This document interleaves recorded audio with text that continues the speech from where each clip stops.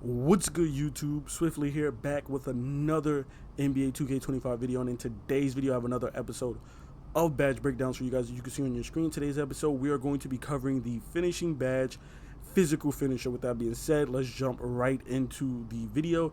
And obviously when you read the description, it says that physical finisher improves the player's ability to battle through contact and convert contact layups. So physical finisher is just contact finisher or whatever it was called last year. I believe it was contact finisher or something like that. But this is basically just the typical layup badge for finishing strong through contact. You know, we've always had something like physical finisher or tireless finisher or tireless score or whatever, specifically for layups, not just shooting, but specifically for layups. And that's this year's version of contact finisher. And for the record, I want to tell you guys, right? I was going to make a separate video about this badge, but I figured I would just include this in the badge breakdown because it doesn't really make sense for me to, I wouldn't call it clickbait, but to content horror, I guess you can say, making separate videos just so I could get, more views or anything like that. I can put this into one video so you guys have all the information in one place. This is one of the most important finishing badges this year. And the reason why I'm saying that this is one of the most important finishing badges this year is because if you played NBA 2K25, do you know how ridiculous the ghost contests are in this game? If you are a person who has driving dunk on your build, if you have any type of driving dunk on your build, doesn't matter whether you have 70, 73, 75, 80, or even 93. I have an 89 driving dunk with like an 80 vertical on my PG build. And when I say the ghost contests are horrible in this game, if you played NBA 2K25, you know exactly what I'm talking about, man. Like, the amount of times that I get pulled out of dunks is just insane. Now, in the beginning, it was just me getting pulled out of square dunks, so I started doing meter dunks. But now that we're at the end of September going into October, I'm noticing that I'm even getting pulled out of meter dunks. And that, to me, is why this badge is so important, because those are going to turn into what? Contact layups. And guess what? If you don't have this badge, you're not going to finish those layups. You're going to miss a lot of those layups.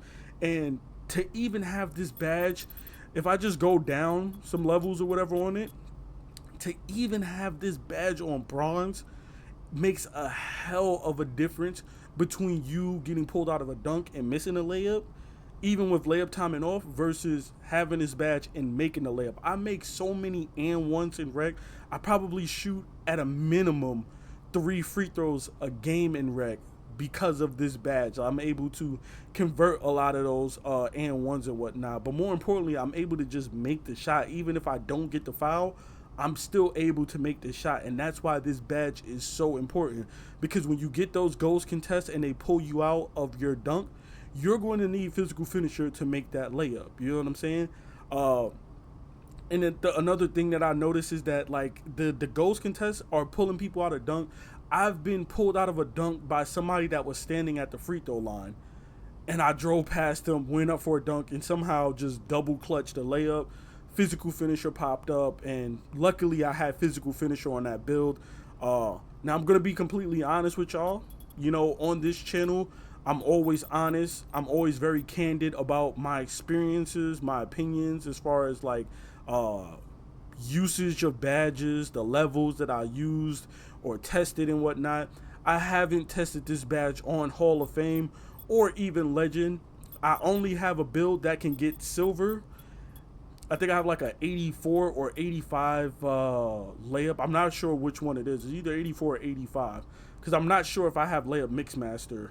But either way, I had silver physical finisher, and I just used my +1 to get up to gold, because I don't have a build with a 90 layup, and right now I damn sure don't have a build to get up to Hall of Fame, because you see on the screen you need a 96 driving layup with an 83 strength just to get to Hall of Fame, and then to get to Legend you need a 97 layup with a 97 strength. But right now in the builder, I do have a blueprint for a build. I'm making like a 6'9" small forward. It's going to have a 97 layup. It's going to have a 96 driving dunk. It also gets like an 85, 86 perimeter defense with like an 80 ball handle. So that's going to be like my baby. I'm calling it my baby Giannis build, but basically it's going to be the build that I use to just basically spam layups in the paint. Now, if you're like me and you play rec, you play 5v5, whether it's Pro-Am, whether it's Proving Grounds 5v5, whether it's solo rec, squad rec, you've probably been seeing people just running into the paint, just making the most ridiculous bullshit fucking layups possible. Excuse my language, but it truly is just them running in the paint and just throwing up bullshit because they can't shoot. They don't want to take the time to learn how to shoot. So they just made a build with high finishing and they're just going to rim run you. And you're like, yo, I got 92 interior defense. I got 99 interior defense. I got 88, 95, 96, whatever your interior defense is. I got a 99 block, a 92 block, 93 block, whatever. Gold paint patroller, Hall of Fame paint patroller. And they're still just going up in the paint with absolute bullshit and laying the shit out of you, laying the shit out of your center, laying the shit out of your friend. The reason why they're doing that, yes, this badge here, Paint Prodigy, is going to, play a part in them making those shots and shit. But the real reason why they're making that is because they have physical finisher. And this is really the chef kiss that's going to just make you damn near impossible to stop. The only time I really seen people get consistent stops is if they time the jump properly and they get a snatch block or just a block animation, or they get a stonewall animation where they go straight up on them and they get like block, or they put up a bullshit shot that's like heavily smothered. But other than that, if they get a clear lane to the basket, they're making everything. And the reason why is because they have physical finisher. And the thing is, they don't even have a crazy ass level of physical finisher. They're running gold, they're running Hall of Fame, because I'm not seeing many people with legend or Hall of Fame finisher. Even like I said, even to get Hall of Fame, you have to have a 96 layup, and like at like a 80 something strength. What do you need for you need a 96 layup and I think like a 83 strength, right? Yeah, 83 strength. So there's not many people running around with like even Hall of Fame or the legend level of this because of the requirements. You need a 97 strength and a 97 layup. So there's not many people running around with this. It's very costly. Okay? But is it worth it? I would say yes. It's definitely worth it. If you can get 97 on your build, you're going to be, I don't even have to tell you. If you played rec, then you've seen the way people are just running into the paint with just silver and gold physical finisher and the bullshit that they're putting up. So imagine the Hall of Fame and legend level. Like I said, I was able to finish a lot of bullshit layups in the paint or whatever, and I'm playing on a build that's like 6'5", 6'6". So I can't even imagine at 6'9", 6'10", how ridiculous this badge is going to go, especially with a long wingspan and you got a decent like layup package. Is going to go crazy. Again, like I said, I haven't used this level of badge on Hall of Fame or legend, so I'm just going based off my experience with silver and gold. As far as budget, you can get by with just putting, an 85 layup and just going +1. You're still going to finish a ridiculous amount of layups with just this badge on gold. But if you just want to be, excuse me for my language, a cheesy fuck, you can put this badge on as high as you can and just run your life away.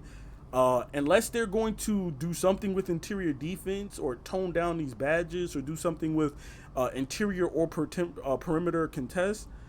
If they're not planning on doing any type of patches to this, then yo, hey man, I'm not mad at anybody who's just throwing this badge on and just calling it a day.